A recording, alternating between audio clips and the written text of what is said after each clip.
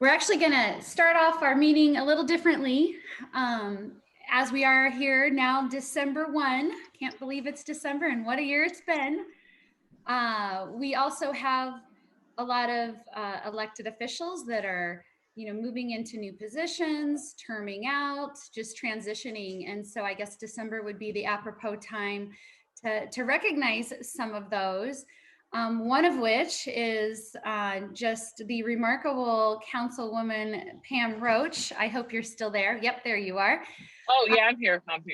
Yeah, so obviously, the longest serving state senator in Washington history for 26 years, and Pierce County Council. You are just courageous and brave and bold and energetic and passionate, and always offer insight to this group, and we so appreciate that. So just wanted to give you a moment to, well, first, thank you so much for your service and for being interested and engaged in our GAC meetings these last 2 years that I've been here.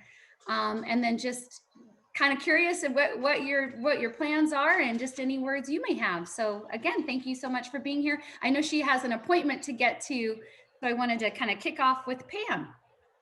Well, thank you very much, Tara. I appreciate it. And my friends that are sitting there around the table on their Zoom tables, if you will. It's been a wonderful life. I've been very, very blessed. And, I don't think anybody's job is ever easy. There's always things about it. But if you go into elected office, you sort of bring it on yourself. I mean, you decided you wanted to do it, right? I always said to myself that at the end of however long I would be in office, that I would be able to look myself in the mirror and say I was an honest person and never made any deals. And I can still say that today. So I appreciate that I could keep that vow to myself, that I looked in the mirror several times during all these years, 30 something years. And so I've been very blessed. As I mentioned, I have 5 children. Jim and I have been married 50 years, and we have 18 grandchildren. So there's a life after public service in a direct way. I've been to 67 countries, and so I'm going to be, as soon as the world opens up again, back on track to really set an example to my grandkids, which is get out there and see things and learn. Life is a lifelong learning experience. I still feel that way. And when I write down how old I am, which is 72, I go, crud, I'm old. But you don't feel that way. At least I don't. You don't feel that way. So there's still a lot ahead. I've got a book I'm writing, and it's called The Caucus. And I just hope I don't get sued.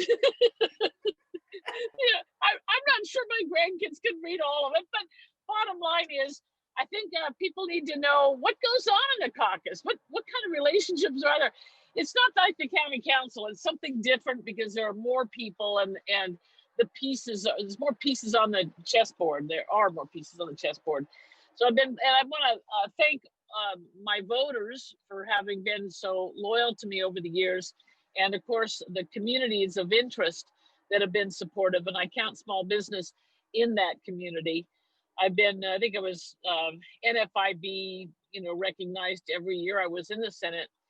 And so these things are meaningful. You look back on your life and you feel very blessed. So I want to thank you, Tara, and for all the support in the community that I've received. Yeah, there've been some people that didn't vote for me or wonder why I do this or that.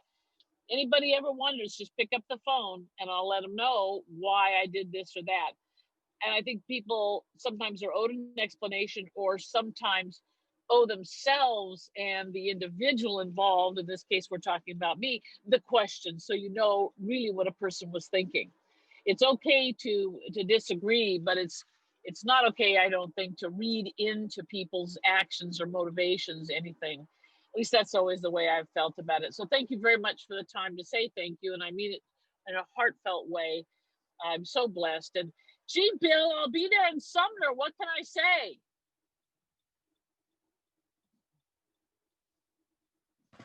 Great. Thank you so much. Again, your candor and commitment is exemplary. Thank you. Thank you. Thank you. All right. So let's go ahead and move to the top of our agenda. Once again, we have Chris Eyler, the Northwest Region Director from the U.S. Chamber here. We've got some action going on at the federal level, so we have Chris here to provide some updates on that. Chris. Great. Thanks, Tara. Is it okay if I share my screen? Absolutely. Great.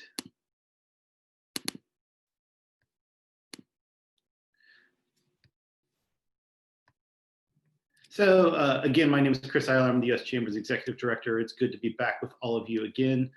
What I'm going to do this morning is just quickly go through just some of our quick takes on the elections, particularly at the federal level, what to expect in the remaining month of the 117th Congress or the 116th Congress, and what we expect in the early days of the 117th Congress next January, February.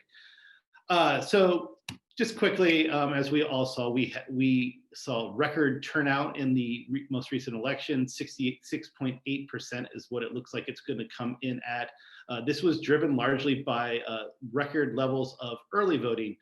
All told, about 35% of voters voted early via mail. About another third voted early in person, and then just under a third voted day of in person. The breakdown of how those votes turned out were what we largely expect, or what both of the parties largely expected. The early mail-in voting came in heavily in favor of Democratic candidates. The day of in-person voting tilted largely towards Republican candidates, and then the early in-person voting was split largely evenly between the two parties. All told, despite a lot of what is being said in the press, we didn't see a lot of ticket splitting. Voters who voted for President Trump largely supported the Republican congressional candidate, while voters who supported President-elect Biden largely supported Democratic candidates.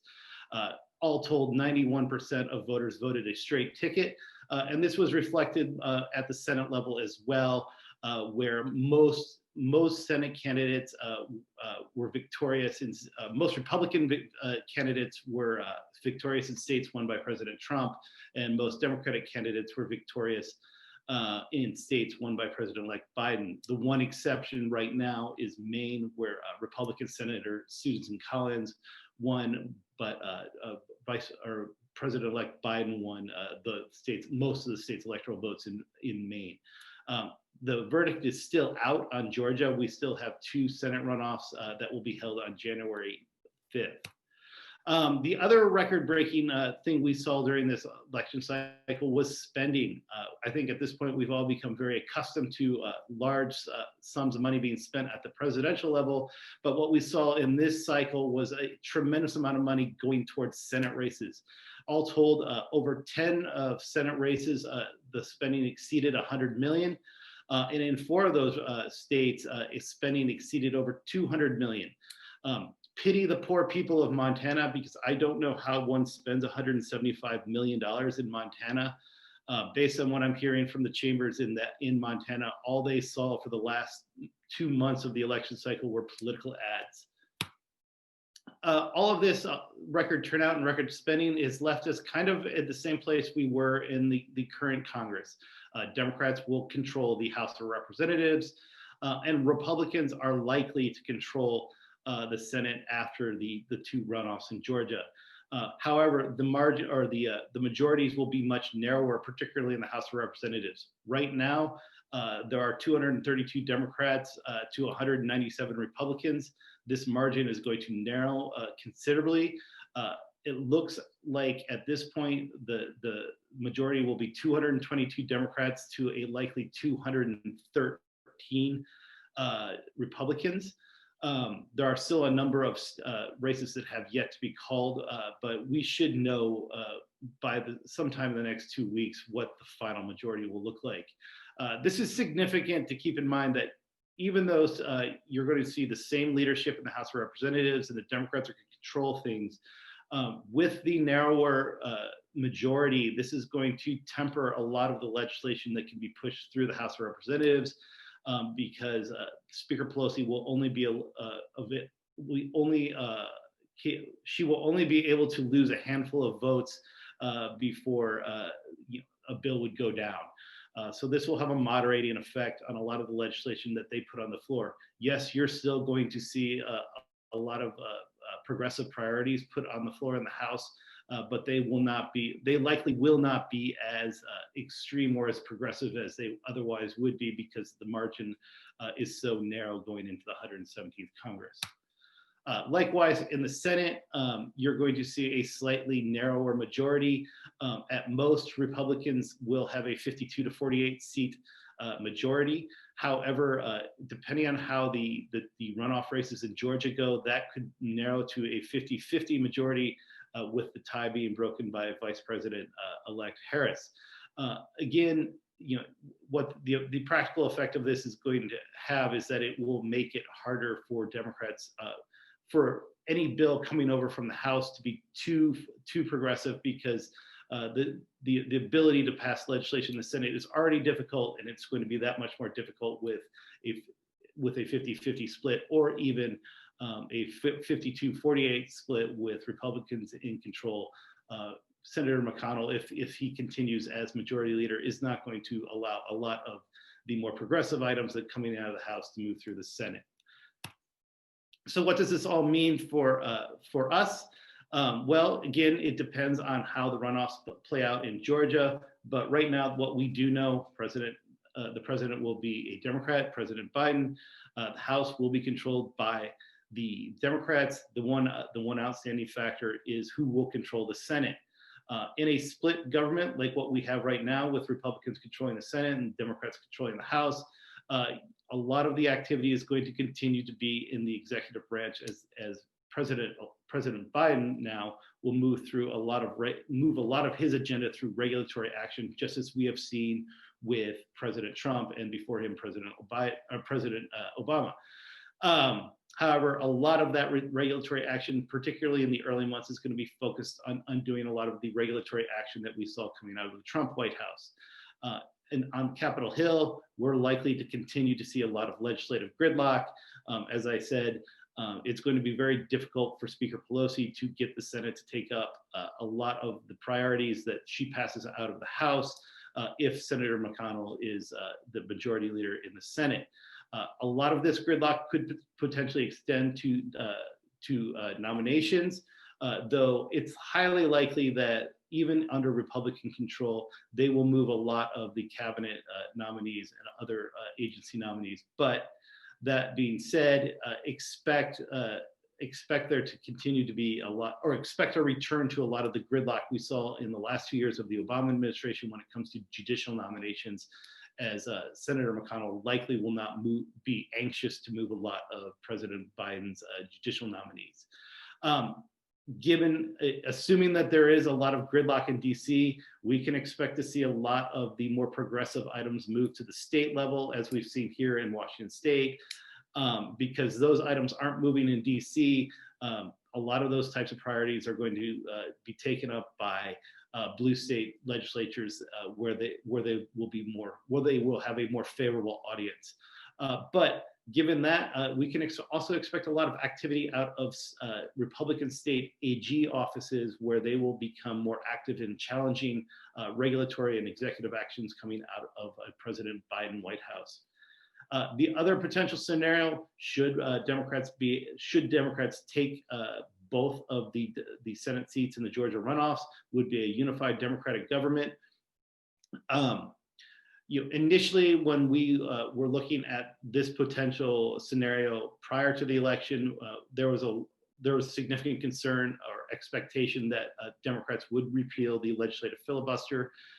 We think that is still a possibility, but with at most a 50-50 majority in the Senate, that would be a lot more difficult, and senators would be a lot more reluctant to take that step. But it's still a possibility, depending on how much Republicans are able to frustrate the Democratic agenda. Additionally, you can expect to continue to see a lot of aggressive regulatory action coming out of the Biden White House.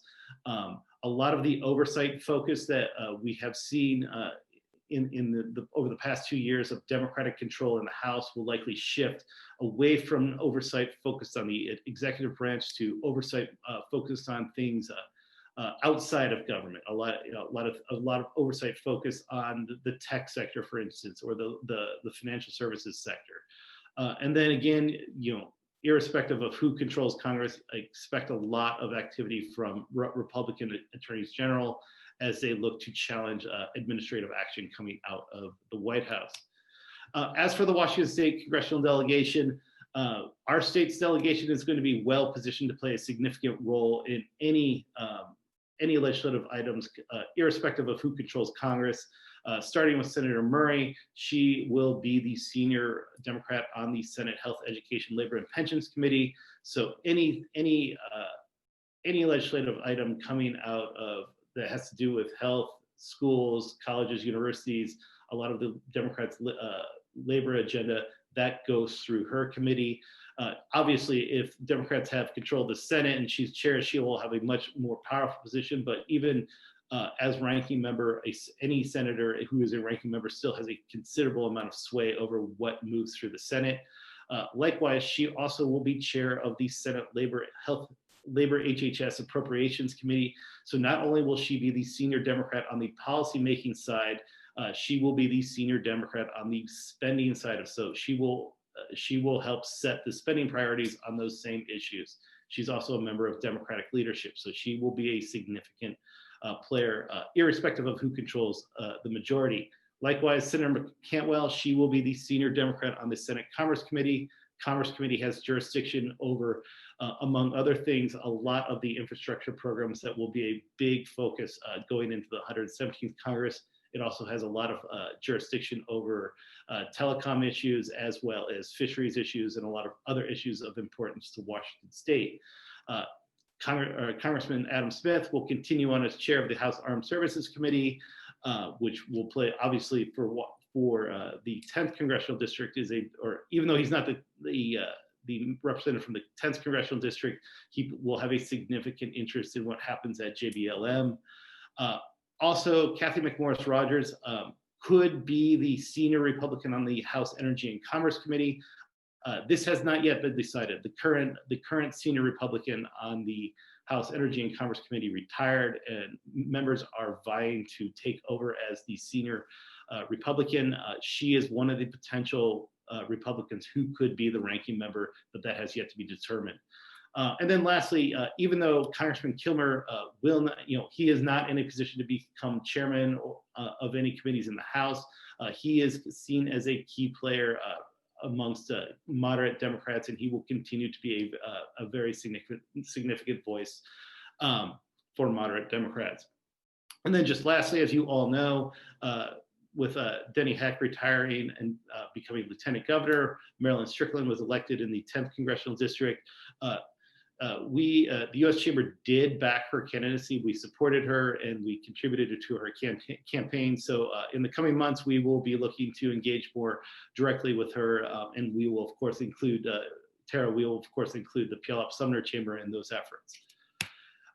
As for what to expect in the next, the remaining month of the 116th Congress, I think it goes without saying, with the pandemic continuing to spike, and the states, particularly Washington State, continuing to lock down on economic activity in response, Congress needs to take further steps to respond and provide additional stimulus to keep the economy afloat. What we have seen, and you've heard me talk about in the past, is a K-shaped recovery. Some sectors of the economy are thriving, have been able to return to something resembling normal. Those tend to be businesses in the technology, retail, financial services sector, particularly sectors where people are able to more easily work from home. But obviously, there are a lot of sectors of the economy where that's not feasible. Travel, entertainment, hospitality, these sectors all continue to struggle and will continue to struggle for the foreseeable future. As we've talked about before, we are prioritizing a Phase 4 bill that includes these 5 priorities: support for small and medium-sized businesses, liability protections, support for childcare and education, additional federal unemployment assistance, and aid to state and local governments. Right now, the outlook for a comprehensive package that includes all of these items is it's hard to see a path forward. There is both sides are still very far apart when it comes to liability protections, state and local assistance, how to go about providing support for childcare, and what to do about unemployment. There is support on both sides for doing something for small and medium-sized businesses, particularly extending and expanding the Paycheck Protection Program, opening that program to all nonprofits, including chambers of commerce, and allowing for a second round of PPP loans. How this all plays out, it's still very murky.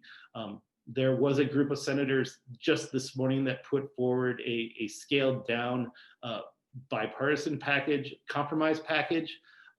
It remains to be seen. I haven't had a chance to look at it very closely, and I haven't really heard much from my colleagues back in DC where the U.S. Chamber is on that.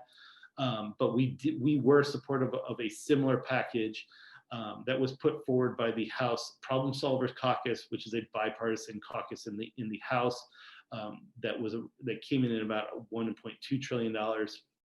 That included a lot of these items. It didn't include the liability protections, but it did include additional funding for small and medium-sized businesses, additional funding for unemployment, additional funding for state and local governments.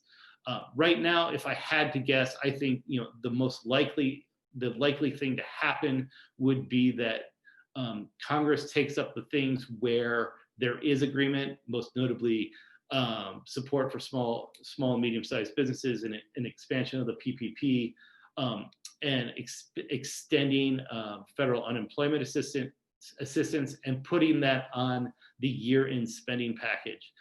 Right now, the other main priority, besides getting some additional coronavirus assistance through, is to make sure the government is funded going into 2021.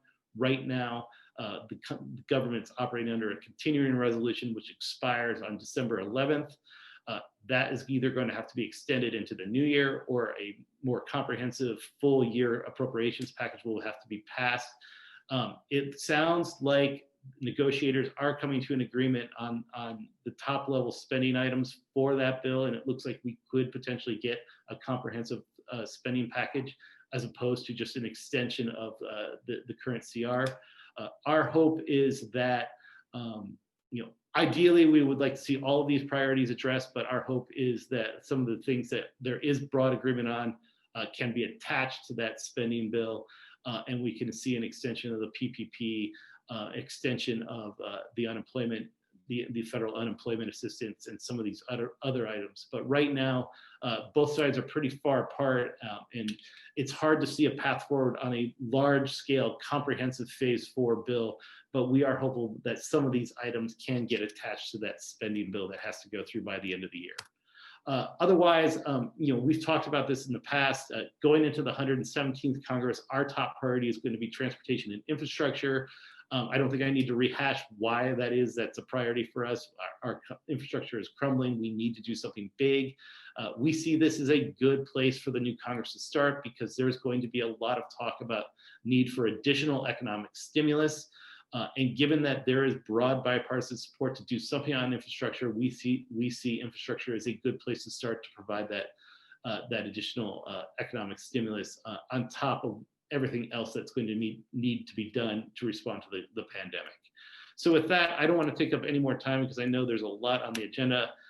Happy to take any questions, or just hand it off to Tara to let the other speakers speak and take questions later. So thank you.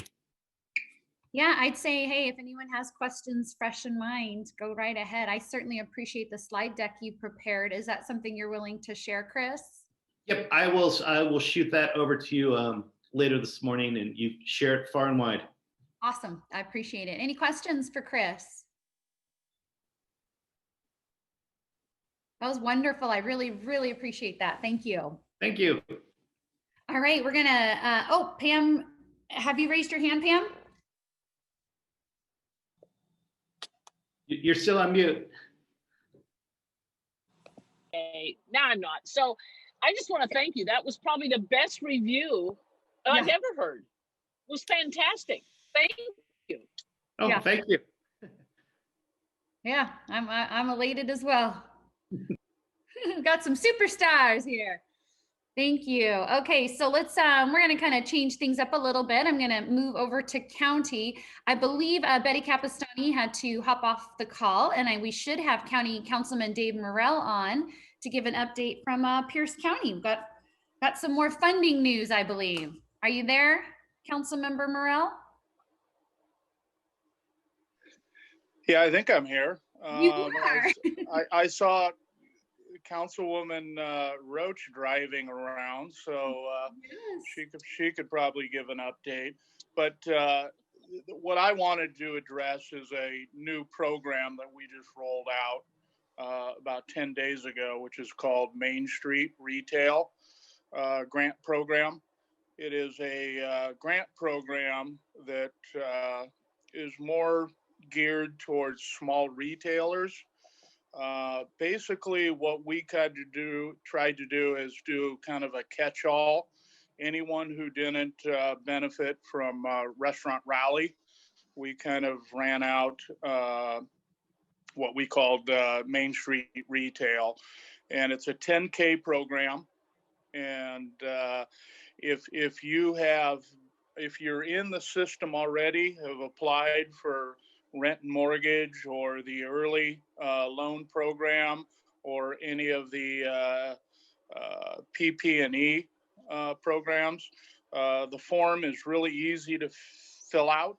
And since you've already been through the process, it is streamlined significantly. So just because you've taken grants or PP&E from the county or any other government agency, you are not excluded from this program. And so we've allocated, I think, almost $2 million for this program. And so we're accepting applications now. So get your app in. And like I say, this includes all retailers, any of the companies that didn't participate in Restaurant Rally, tap rooms are included. Any of the businesses that have been shut down are included in it. And the only criteria that we have is we still have the 20 full-time employees or less. So that still applies. So other than that, we're working our way. The council will meet today. We're going to talk about a date that all applications have got to be in. I think on the Main Street retailers, the applications have got to be in, I think, the end of next week, because we're getting down to the point where we've got to push this money out by the December 31st. So there's a little bit of lag time that we need to have to, approve all the loans. So please, if there's any way that we can help small businesses in our communities, this is a way that we can do it.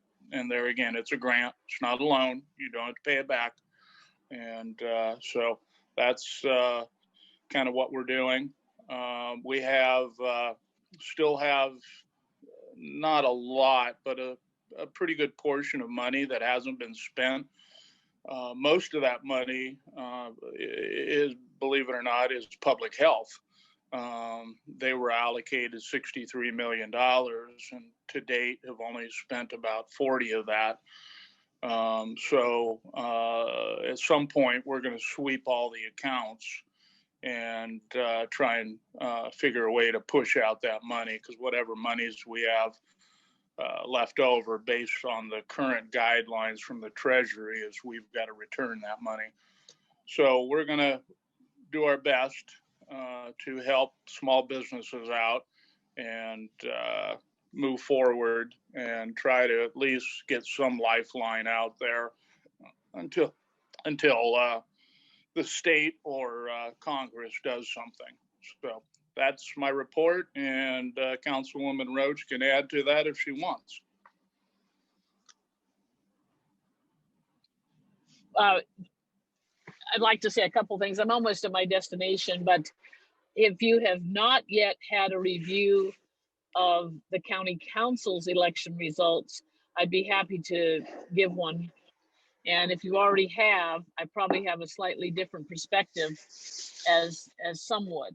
I believe that Pierce County was the last Republican held council on the entire West Coast of the United States of America that touched salt water. And we've lost that. That's not going to be the way it is. And it won't be that way for decades because we're doing redistricting. This is going to have a very serious effect on taxes because every time Derek Young, who's likely to be the new chair, talks, he talks about new taxes for this and for that. And, oh, this is so bad, we need to raise taxes. And that's exactly what they're going to do. This is, you know, I mean, even under Republican leadership, they established something called Birth to 25. Yes, you heard it. So even the National Association of Counties was stressing a birth to 3. Take care of kids, you know, what all their categories there might be, birth to 3. No. The Republican Pierce County Council passed a birth to 25. This is, you pour money down that baby forever and never fill it up. At 25, I was a college graduate with 2 kids, okay? Served several terms in Iraq or something like that at the age of 25. But no, that's what has been set up. And to feed that, there's going to be some tax increases. Secondly, I think that this group should get together fairly soon and start talking about the next election cycle. There's just really no excuse at all. I mean, I can think of what happened. Jesse Jensen was a self-starter, okay? I made some inquiries about this. I talked to certain people before.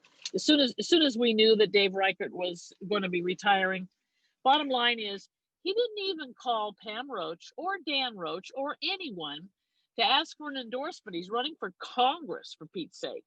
He doesn't even call to get that local support. And the guy lives at Lake Tapps, Lakeland Hills Lake Tapps. I mean, the guy lives 2 or 3 miles as the bird flies. He didn't know what he was doing. They had to fund him because it could have been a win for Republicans. He lost. And it wasn't even you know, they should have gone with a guy like Chad Mogendas, who just narrowly lost his reelection to the House in the Issaquah-ish area. In other words, the most liberal-leaning area of the 8th Congressional. He did very, very well and would have had a much better chance. But I don't know, folks, if we don't do better, and back to the county, you're going to have Democrats redistricting the Pierce County Council.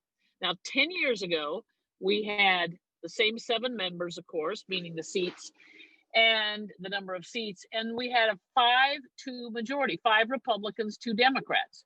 Then we had a redistricting, the one that was just previous to this one. And the county chairman, who didn't know what the hell he was doing, thought it was fair to have 3 swing districts. Those districts were the ones now held by me, the second, the one that used to be held by Stan Fleming, and the one that Richardson has. Very swing district. And you'll remember on my election night, I had lost. And Richardson had a smaller margin than I did. Bottom line is, we just lost Richardson's seat. So they're kind of stupidity. You have people that are not schooled in politics making decisions that hurt the rest of us for a very, very long time. So if anybody says, gee, what can we do? How can we change these things? Please call me, because I'm going to have time, you know, and I've got a seasoned attitude about it and pretty damn smart politically, if I may say. People don't like my ways sometimes. That's because I care. That's because I care. I like winning, and I like putting the right policies in place. And I think we could do a better job. So there you go. That's my report on what the county council's been doing. We, as Republicans, we didn't do much. What did we do on homelessness? Anything? Have we opened that half of the jail that nobody's using? No. I think the Democrats will do that in the next year. They're going to be, that'll be retaken up, not by a Republican who was me, but it'll come through Democrats because they see the vision. In any event, I reached my destination. Thank you so much. Let's do a better job and let's spend some time looking at these crucial, critical elections, because we lost the 8th. And that should, you know, the time to take it back is when the person has just had one little term. And that's what the woman had. Thank you very much. Bye now. Okay, thank you again. Thank you, thank you. All right, let's go. I think on the agenda, we now have our state representatives, District 25, Senator Zeiger and House Representative Chambers is on the line. I had wanted to have them participate to get us thinking a little bit about what kinds of things they see happening in the legislative session coming up. We still need to form a committee, a smaller group from this group, to discuss some of the policies that we feel will be very important to champion through the chamber. So I'll go ahead and turn it over to Senator Zeiger and House Rep Chambers. Well, I won't talk about the session coming up because I won't be involved in that, and really looking forward to seeing what Chris and Kelly and Cindy do together as our 25th district delegation, and I know they're going to do great things for our district. I'm concerned about things happening right now at the state level that have prompted many of us in the legislature to reiterate our call for a special legislative session, even though we're a month and a half out now from the start of the regular legislative session. There are things happening in our state that have direct impacts on businesses that I believe merit the legislature being convened in a special session. So, with the latest restrictions that were announced by Governor Inslee, to me, the kind of action that would be needed to both provide immediate relief to small businesses and provide a recovery plan going forward, that is the kind of action that would need to be taken by the legislature. And when I talk about a recovery plan, I'm talking about B&O tax relief going into the next year, making sure that we have a cap on unemployment insurance payments, making sure that we have the level of rental assistance that is needed both on the residential and commercial side to provide some kind of stability in that market, particularly as the we're looking at the moratorium on evictions probably coming to an end soon, but there's a huge need there. So that's probably not going to happen. That it looks unlikely that that's going to happen, but that's something that many of us feel very strongly about. The other thing is that legislators have been giving some input to the governor on the latest restrictions.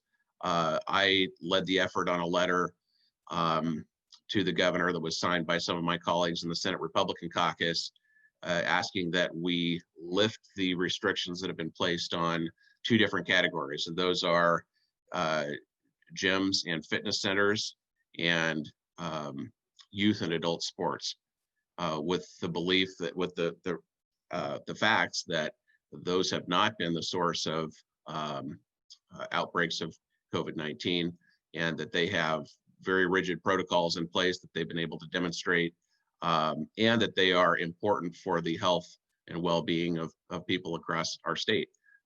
We've heard from constituents who own those businesses, as well as constituents who are participants in those kinds of businesses and depend on them. And so we sent that letter to the governor, and we are awaiting a reply. So, and certainly we've been hearing from restaurants in our area who are impacted by these latest restrictions, who are already struggling. And I know even some Democratic legislators have contacted the governor in the hope that he would ease some of those restrictions that have been put in place on our restaurant businesses. So anyway, happy to take any questions, but I'll turn it over to Kelly and Cindy to talk as well. Okay, thank you, Hans. Good to see everyone this morning. Can you hear me okay? Okay, good.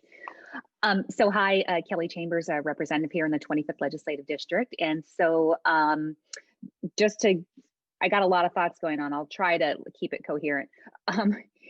In the House, things are status quo in terms of number of seats from the election. So the Democrats flipped a seat in the 42nd. We lost Representative Luann Van Werven Republican representative, and Democrats picked up a seat there. But then on the flip side, in the 19th, which is down by the coast, the Republicans picked up a seat that's been held by Democrats for 20 years.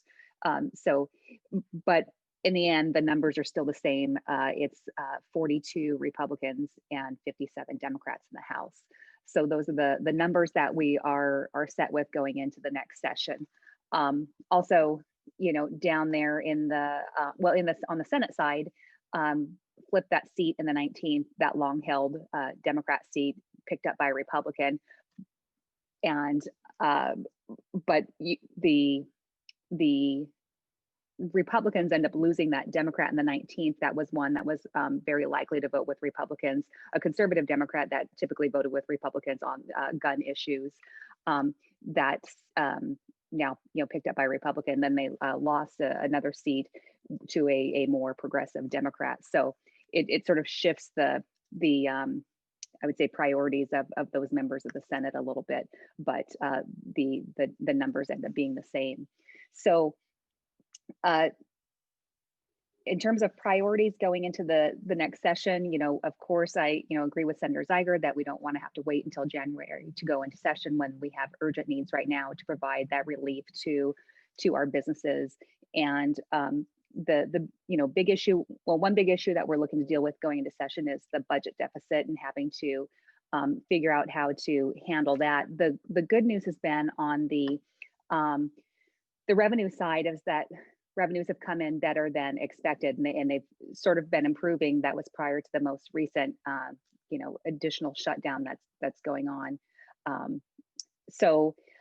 It's my understanding that there's a rally this weekend at the Capitol at 11 o'clock on Saturday. A lot of small businesses are going down there to, have their voice be heard about the impacts this shutdown is having on them.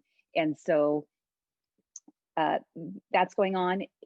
Yesterday and today we have something called committee days where we are, participating in the committees that we serve on in the legislature. Yesterday I met with Commerce and Gaming, also met with the Transportation Committee, and Commerce and Gaming oversees alcohol, tobacco, cannabis regulation, and gaming. So for a lot of our chamber members that have alcohol licenses, restaurants, and breweries, those types of establishments. If they're, we're looking at some of those proclamations the governor has issued and which ones have helped businesses kind of keep their doors open through this and might be made permanent in the next session. So I know the Liquor and Cannabis Board has been very flexible about allowing like a phase 4 business, like a nightclub, to be able to transition their license to a restaurant license where they can then serve beer, wine, and spirits to go. So what's, regulatory relief like that allow help those businesses keep their doors open and resume services as things open back up. So if they're for me as a member of the chamber, a small business owner, and a legislator, I want to know from members, what are those things, those regulatory things that will help you open back up as we open the state back up.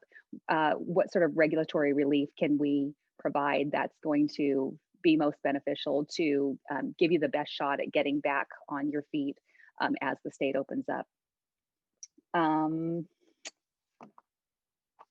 What else?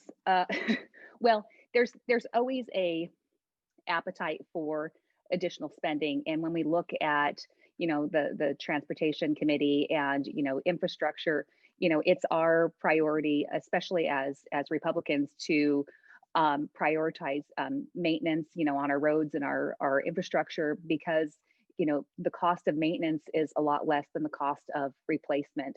And so we're trying to maintain that balance of prioritizing maintenance while at the same time recognizing that there's a lot of needs in our infrastructure system. So since the shutdown in March, construction has resumed considerably, very different than the hospitality and restaurants and hospitality industries. I think they said yesterday that construction has resumed about 80% pre-COVID, whereas hospitality is only at about 30%. But then within the transportation world, we're the state, funds the state ferries, rail, and those different, modes of transportation have all been impacted very differently from COVID. So, rail ridership is down 90%, and their revenue is down 95%. And so there's that pressure of rails needing, state money to come in. And this is where kind of the state and federal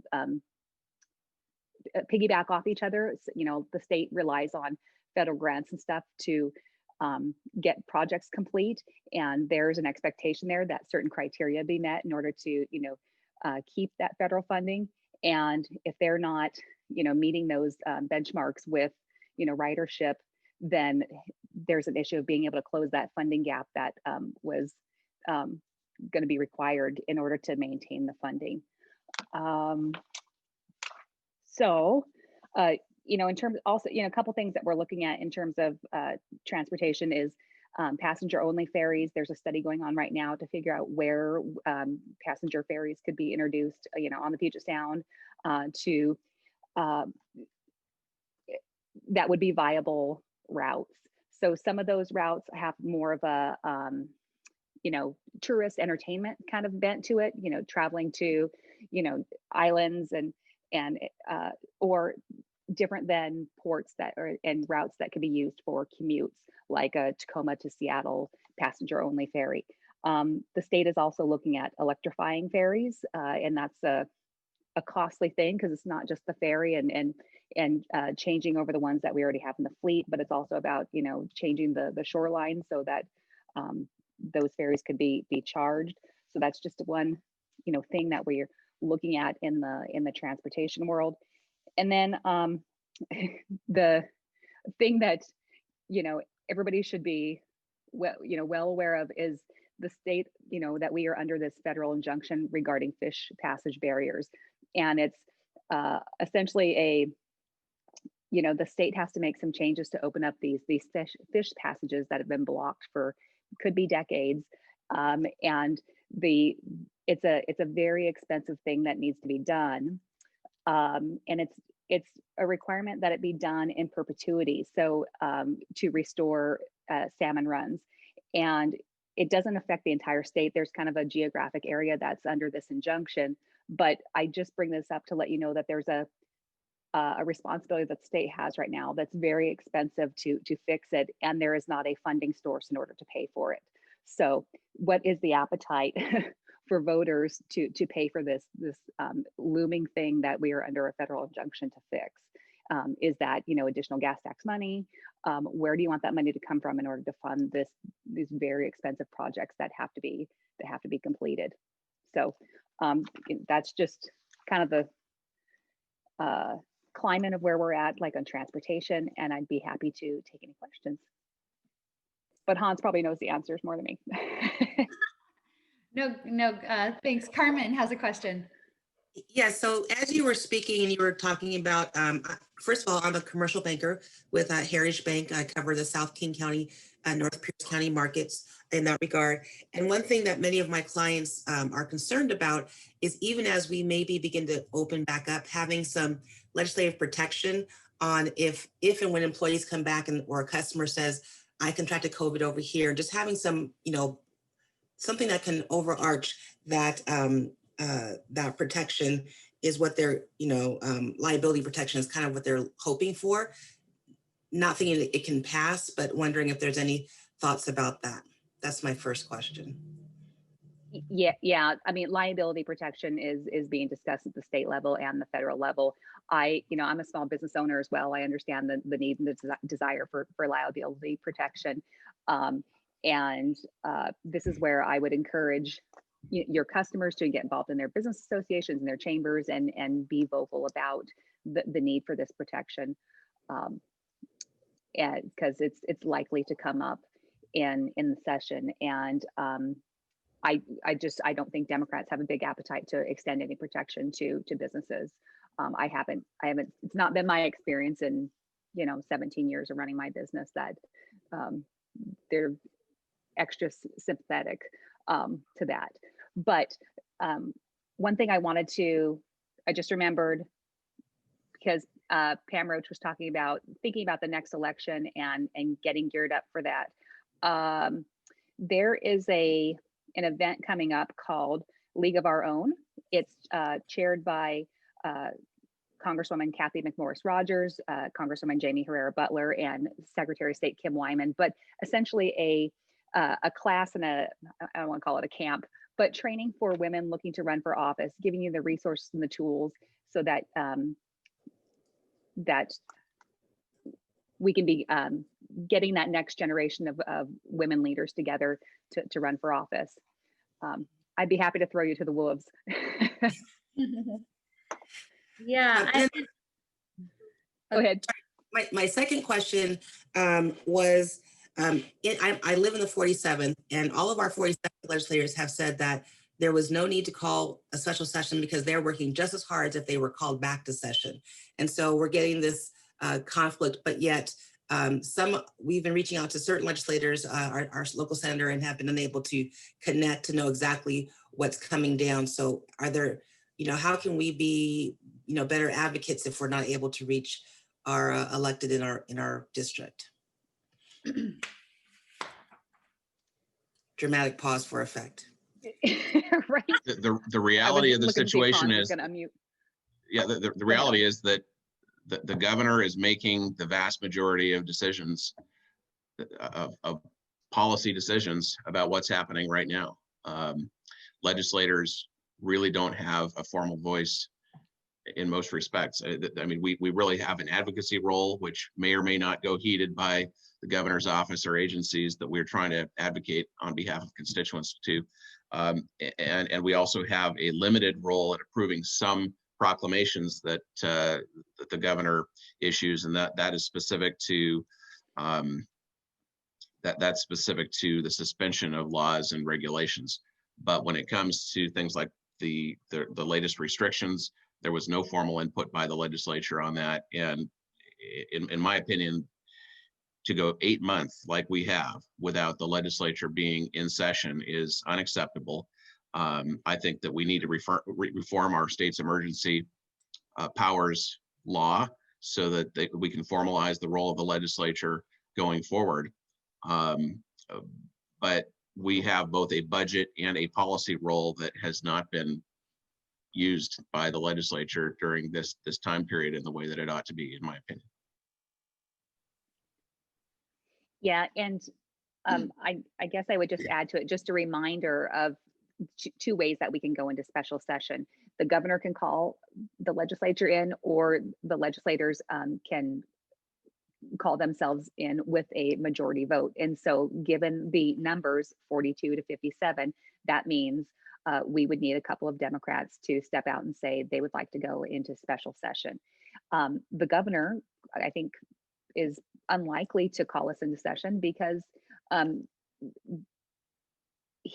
this is one of those issues, reforming those emergency powers. Does he want legislators in session putting any sort of reforms on the power that he's been using for the last 8 months that didn't require very much legislative input? This is politics, and we just saw, in the campaign here, up in the 5th legislative district, a Democrat up there that voted their conscience in their district and sided with Republicans sometimes on tax issues. The governor came out and endorsed his opponent in the most recent election. So I think that just sort of sends the message that if you aren't in lockstep with the governor and you're on that side, he's going to come for you. So I don't know which, of the Democrats want to stick their neck out there and, call them out on that. They say to us, privately, and they may be small business owners themselves and recognize the need for some reform or some, immediate actions and relief for businesses, aren't coming out real aggressively on that. Great. Well, Hans and Kelly, both of you have been quick to jump on concerns from some of our stakeholders, small business owners, on some of their issues. I know Hans jumped right on with Brad Swartz, the Fitness Quest owner, who has taken a number of measures to kind of provide a very safe environment there. Spent a lot of money on fumigation kind of systems. And I know Kelly also is trying to get around some of the liquor board kinds of stipulations that are being put on the restaurants. So again, another reminder to this group at large, as creative as they can get, they will get for us. Will it fall on deaf ears? Well, they'll keep asking and they'll keep knocking. So they're definitely there for us and we so appreciate it. We've got some updates from the city that we'd like to kind of turn to. Meredith Neal and Cynthia Jacobson from Puyallup, I believe, is the next on our agenda. So let's go ahead and hear from you. Tara, I'll do a real quick one. And it looks like Councilmember Jacobson had to jump off. So I think the big thing for us right now in the city is that we had to expend all of our CARES funds by yesterday, November 30th. So the final tally, we had about $435,000 or $440,000 go out to support businesses in our community in the city of Puyallup. And so that is almost 25% of the 1.8 million that was allocated to our city. So if that doesn't show some very strong level of support from our council to support our businesses, I think, you know, it was a bold action, and it was really great that we were able to get out our winter ready grants, which were $5,000 grants. Those checks were written yesterday and left our system. So everybody got their checks for that. We were able to allocate a little bit more money to both the Chamber and the Main Street Association. And so we appreciate your partnership in that too, in the work that you guys are doing to help support businesses. And we had $40,000 that we allocated to and very rapidly spent on sort of part one of our destination marketing tourism recovery campaign. And so I put the link for that in the chat. If you go to puyallupshops.com, you'll see some of the work that's gone around that. So phase one of that, which we just completed, is more of our shop small retail support. Phase two, which will be happening in 2021, will be more hospitality based. So restaurants and staycations and other things like that. Beyond that, you know, we've had a lot of work again on outdoor dining, trying to work with restaurants as the weather is changing on tents and heating and structures. And so a big shout out to our permitting team and to everybody else for thinking outside the box and trying out a lot of new things. And, you know, it's interesting, Chris Eyler, his K-shaped recovery example, in talking, you know, a lot of our small retail or mom and pop stores are really struggling. So I think it's great that the county rolled out that Main Street Retail Grant Program, and I've been pointing people to that. And it's interesting, you know, we have a couple of industries within our small business sector and our small retail that are actually doing really well, like jewelry sales apparently are through the roof right now. There are lots of engagement rings being purchased. And our recreation stores, so like our bike shops, their biggest problem right now is keeping inventory in stock. It's the supply chain. It's not the sales. They are sold out all the time. And the same thing is true with furniture. People are spending more time in their houses. They want to get out and do recreational activities, but they also want to have more comfortable furniture in their homes. So there are a few of them that are actually doing okay and are part of that upper part of the K in his K-shaped recovery. So I guess I would leave it with, you know, we're getting more calls on city-owned property from developers right now. That makes me hopeful that you know, with everything that's happening, developers are still looking at adding more housing, adding more retail, more commercial, more industrial in our city. And I'll see if Jeff is still on the line and if he has anything he wants to update real quickly. Hi, Meredith. I am on the line. I think you did a good job talking about what we're working on right now. Is one of the big focuses of how we can help out the restaurant businesses right now with creating some outdoor dining experiences that can provide them the extra space that they need for their customers. At the same time, that we can design it in such a way and work with them design in such a way that they're safe structures. We're trying to balance out between the building code and the fire code requirements and the need for these additional spaces. So Our building officials working creatively to try and create that avenue so that we can help those local businesses. And, we're doing what we can on that side. And I think that'll be a big benefit to them once we can get that all rolled out. Great. Yeah, what's out there looks great. I was curious. So I know initially it was a pilot program where maybe kind of in twos, you were sort of choosing companies, partnering with folks. What does that look like now? Are the doors open for anyone who might be interested? I know I reached out to Meredith recently about Brian Reynolds. Initially didn't think about that for Anthem, but now is very interested since this doesn't look like it's going away. But are most businesses open to this possibility? As far as the city goes, they can apply and go through that process. Okay. Yeah, we're pretty open. We've been testing a lot of things. I don't know if anybody's seen, Brian now has over at Anthem in downtown Puyallup, some tents up over his sidewalk area. And so he's sort of testing that out. Our engineers haven't gotten a chance to take a look at that yet. So there are a lot of things that we kind of, we're designing it as we build the program and working with businesses. We're doing a lot of tactical urbanism right now, sort of, testing things out and moving them around and seeing what they look like. So, but yeah, no, we're pretty open to just about anything right now. And I would say, a couple of weeks ago, everybody was saying, no, we don't need anything else. But with, I think, the realization that the newest order probably isn't going to be lifted anytime soon and is most likely going to be extended, there's been a renewed interest from especially our dining establishments, whether they're on the small end like a coffee shop or a full sit-down restaurant. And they're very creative in what their proposed solutions are. So, every time we come up with something different, we're trying to work a way to make it work for them. But we're also trying to give them some good guidelines so that if someone who hasn't done it yet wants to do it, they know what they can do and they can move forward with it quickly.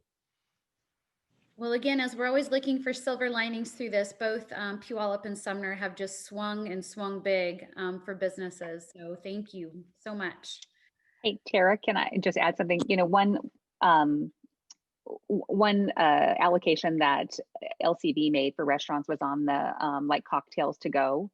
And they did testify before the committee yesterday saying that there hasn't been any negative adverse effects from that. So that it seemed to sort of signify that, well, it could be something that could be extended or made permanent. So right. That could help restaurants and bars in their recovery. So, but my wheels are turning as we're sitting here going, could given that LCB's been allowing businesses to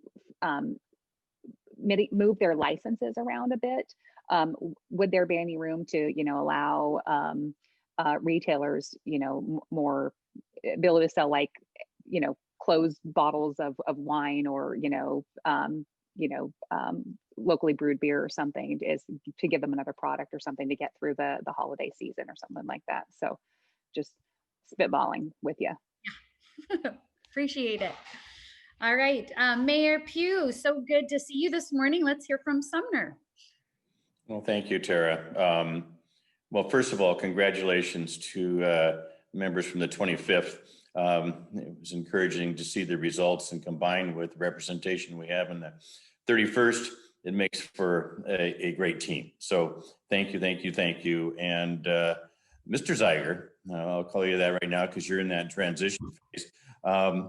Welcome. We look forward to your representation on the Pierce County Council. Thank you.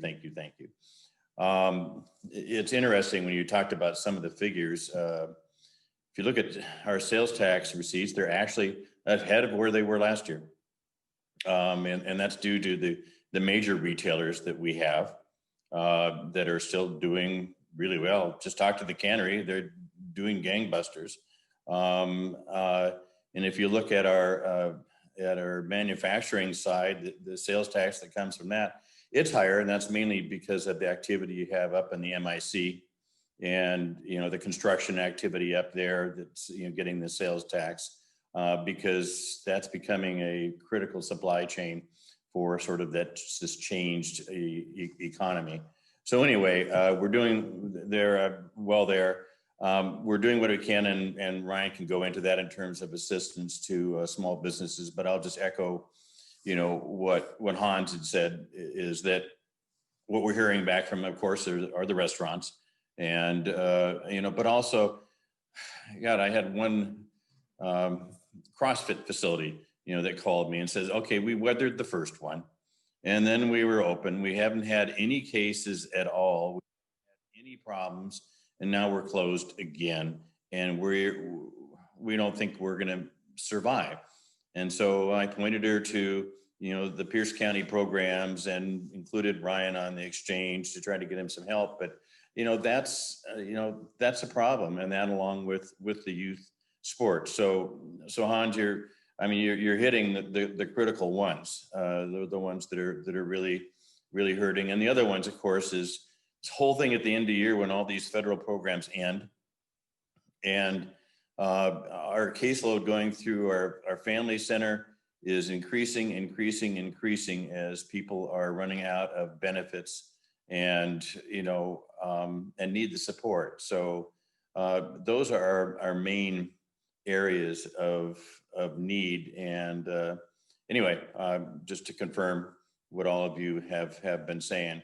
And with that, I'll shut up and I'll turn it over to Ryan. He can go over into any more detail in terms of what we're doing with the business community. Go ahead, Ryan.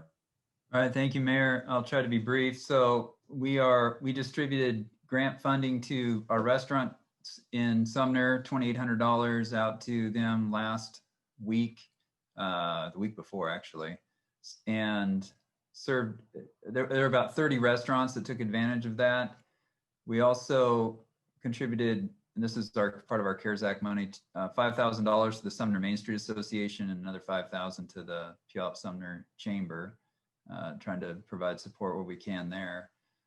As the mayor had mentioned, we continue to see businesses moving forward on things. I don't know if I've mentioned this before, but the 24th Street interchange area, Paulsbo RV is open. They've got some big balloons flying up there. I hope they're selling RVs. Starbucks is open up there, 7-Eleven and Fat Zach's. And also the Red Apple Market site is moving forward on permitting. So construction and development does not seem to be slowing down, which we've seen over the last several months. And on a political side, I wanted to say that we have a council member who's Melanie Peterson's going to be resigning. And so there will be a vacancy on the City of Sumner Council in a process early in the year to appoint somebody to that seat. And the last thing I wanted to say is the city is entering into a interlocal agreement with Pierce County for $4.26 million towards the construction of the White River Bridge. It's a $30 million project, but we are appreciative of the leadership of the county, County Exec Dan Meyer, who helped get this forward. It's been a longstanding interlocal agreement that for years the county staff particularly didn't really want to honor, but we are glad that Pierce County leadership has honored that agreement and will be moving forward on that. Ryan, I might add on that is not a fait accompli. The Sumner City Council passed their approval of the interlocal agreement last night. It's before the Pierce County Council on the 8th of December for a vote, and we will see what happens. See, one of the sponsors of that resolution, Dave Merrill, is still here. Thank you, sir. I appreciate it and look forward to hopefully some positive news next week. Awesome. Thank you, Mayor. So that's all I had. We're running over. Great. Hey, and we do certainly appreciate the grants money coming our way from both Puyallup and Sumner. Obviously, we all need it and are definitely swinging. With that, I know we have 12 minutes that we're over, but I would be remiss not to tell all of you folks here to take advantage of something that the chamber is doing to, again, just kind of pivot, get creative, and think about how we can support our restaurants and small retailers. I'm going to turn it over quickly to Lori Waltier, who has just a couple of slides to show demonstrating our Mingle Jingle Marketplace that we created. Lori?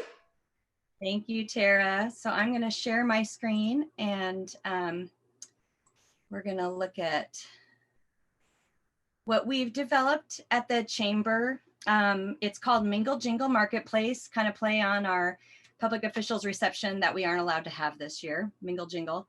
And if you go to minglejinglemarketplace.com right now, you will see kind of this temporary landing page that explains it, which I'll do really quickly, and then I'll show you kind of what's going to be launching later this afternoon.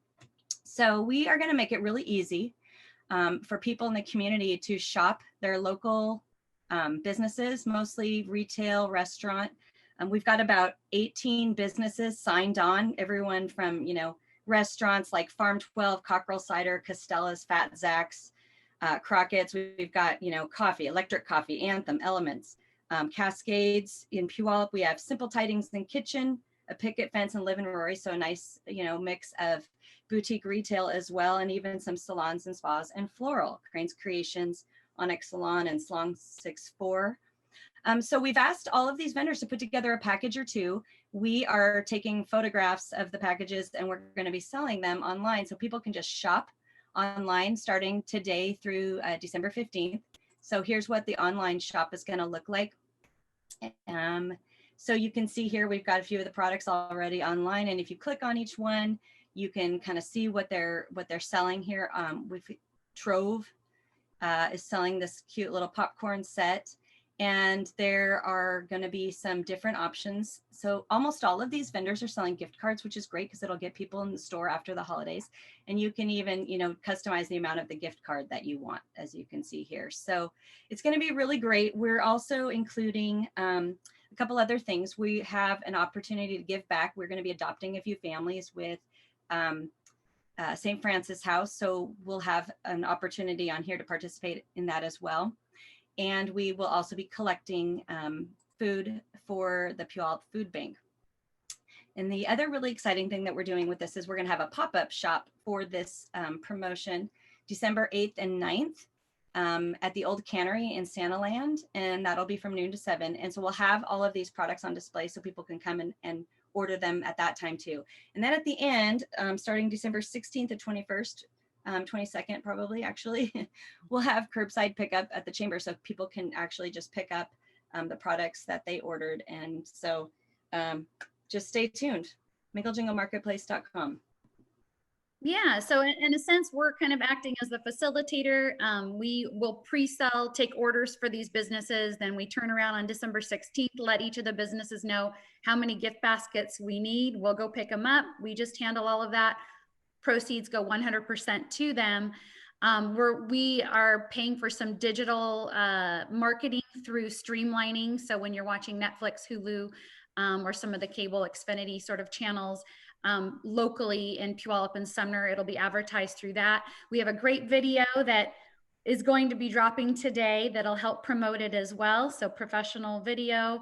We have a social media campaign, and then we ourselves will be contacting some of our larger businesses, maybe not as impacted, encouraging them where they might not be able to have a holiday party for their employees. Would they perhaps consider buying gift baskets for their employees? So just doing a lot of suggestive selling for these businesses. It's really great to see the creative products that so quickly, we had this idea about 8 days ago. And so for it to already come this far is exciting, and again, helpful to get some of the support we got from our cities to be able to kind of keep funding this, since really, again, it's not a money maker for the chamber. It's just something we're trying to do for the community. So I hope all of you will consider purchasing some of your gifts, again, for family or employees as well. So just wanted to introduce that really quick. Thank you all for being here. I know we are well over, but happy holidays. Stay safe. I'm happy to see just such great positivity right now when I know we were dealt a lovely blow about however many days ago now. So great creativity and great support. I appreciate and love this community.